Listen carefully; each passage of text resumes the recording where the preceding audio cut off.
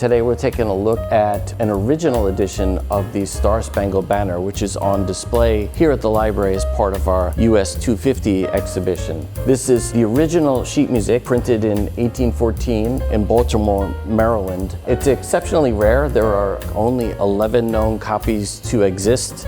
And one of the unusual things about this printed piece of sheet music is that there's actually a spelling error in the subtitle. The word patriotic is spelt wrong. So this is the original edition of the Star-Spangled Banner, which was written in 1814 by Francis Scott Key, who wrote the poem during the battle in defense of Baltimore's Fort McHenry in the War of 1812. He wrote this poem and affixed it to this existing song written by a British composer. And we know that the song itself was actually a very popular tune that had various lyrics affixed to it over time. And Francis Scott Key's poem affixed to this existing melody became quite a popular patriotic tune that people would just sing just for fun. And then later, of course, in 1931, it was adopted as the national anthem of the United States. Nowadays, we only sing the first verse, but there are several verses, including a somewhat problematic third verse, which refers to hirelings and slaves. Francis Scott Key himself was somewhat a difficult figure. He was a lawyer